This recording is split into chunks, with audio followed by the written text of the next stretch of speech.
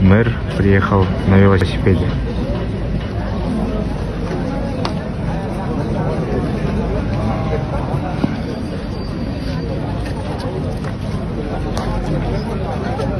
Оштун мэри Жеңишбек Токторбаев дем алыш күнү курулуш жүрүп жаткан жерге велосипед менен барды.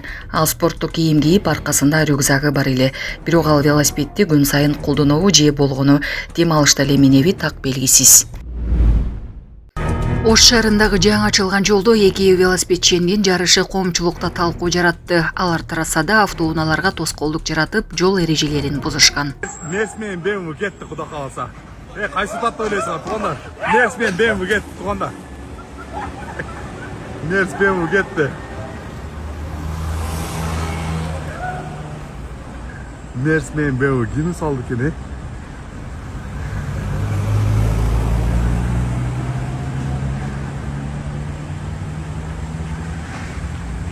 Бахака кайсы утты? BMW всегда BMW, еши. Лестен чашатып қой. Чашадыбы? Чашатып қой. Досум. Кандай калды? Досум. Кандай калды? Сұран болу, ел чашысың бұда. Сіздер комментария жазғыла. Сместа болсын. Тұқым, дыханиям қойы қалды. Сместа болсын, мен бақасы қалдым ғой. Дыханиям. Баштан Жоқ, еркекше болды ғой. Сместа. Еркекше болды ғой, бек. Мен билбейм, эл айтсын анда. Сместа еркекше ұрдым мен. Болды. Жоқ, мен Сәтке мұны немесічі? Жеттім, зозичкасы чоңғы. УКМК абактагы адам соц тармакта бийликти басып алууга чакырганын билдирди. УКМК учурда ЖАКтын 27-түзөтүү колониясында 6 жыл жазасын өтүп жаткан 1984-жылы туулган жаран кайрадан бийлик өкүлдөрүнүн мыйзамдуу талаптарына активдүү баш ийбөөгө жана массалык башаламандыкка чакыруу, расалык, этникалык, улуттук, диний аймактар аралык кастыкты козотуу иштерин жасап жатканын билдирди. Атайын кызмат аны Болот Темиров менен кызматташканын билдирди. Жазаларды аткаруу мамлекеттик кызматынын ЖК 27 түзөтүү колониясында жазасын өтүп жатып, блогер Темиров менен тыгыз байланышта болуп, Темиров Лайф долбоорунун жетекчисине жазаларды аткаруу мамлекеттик кызматынын ичиндеги абалы тууралуу маалыматтарды берип, андан тиешелүү тапшырмаларды алып турган.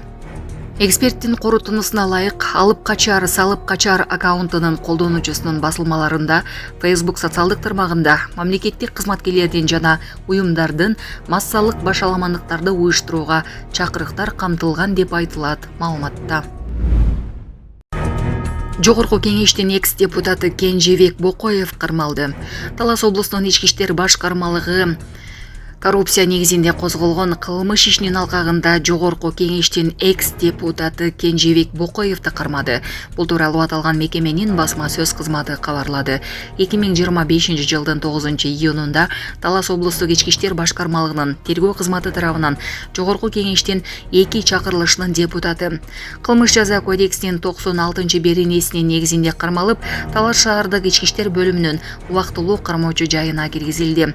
Учурда тергөө амалдары жүрүп жатат деп айтылат мекеменин маалыматында. Милициянын билдирүүсүндө Кенжебек Бокоевка кайсы иштер боюнча айып тагылганы айтылган эмес. Экс-депутат, анын жакындары жана адвокаты милициянын айыптоосу жөнүндө комментарий бере элек. Кенжебек Бокоев Кыргызстан эгемендик алган жылдары ишкерлик менен алектенген. 2005-2010 жылдары Талас облусундагы Аманбаев айыл аймагын башкарган.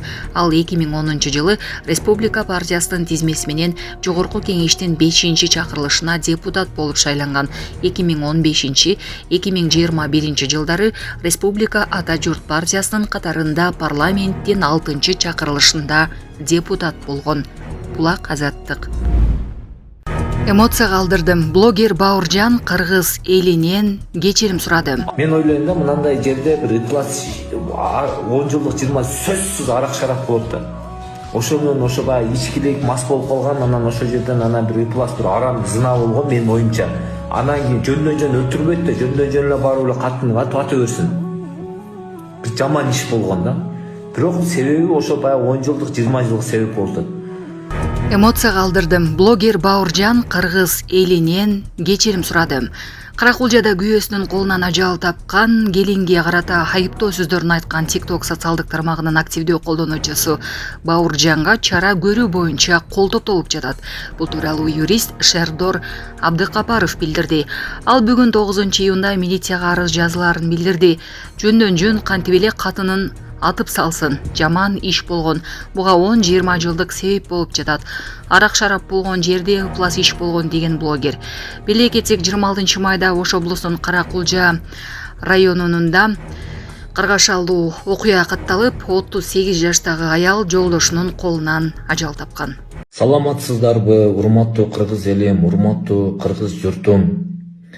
Мен 2025 жылдын 26 май күнү Каракулжа районунда катталган каргашалуу окуя боюнча айтайын деген оюмда жок болчу. Окуяны толук кандуу териштирбей, биздин каада салтка туура келбеген сөздөрдү эмоцияга алдырып айтып алдым. Негизинен мен жалпы 10 жылдык, 20 жылдыктар боюнча айттым эле. Элдердин мындай дүрбөлөңгө түшүп кетүүсүнө шарт түзгөнүмө маркум эжебиздин бир туугандарынан жана кыргыз элимен кечирим сурайм. Дагы бир жолу кечирим сурайм.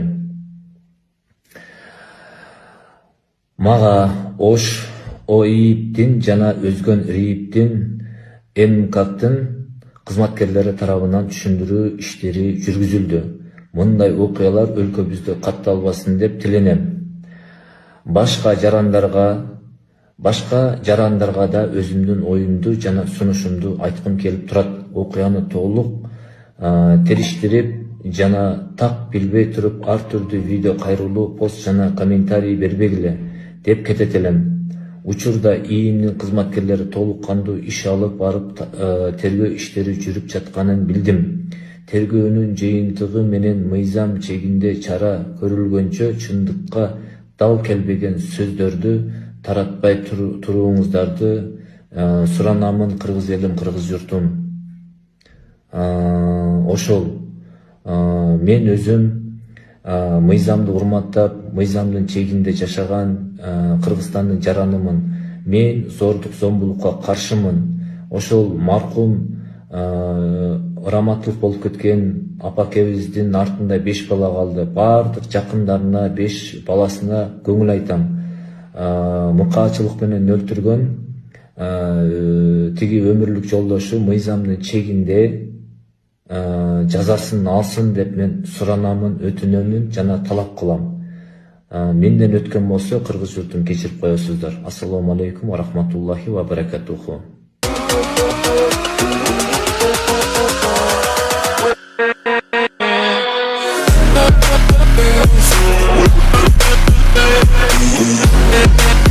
Yeah.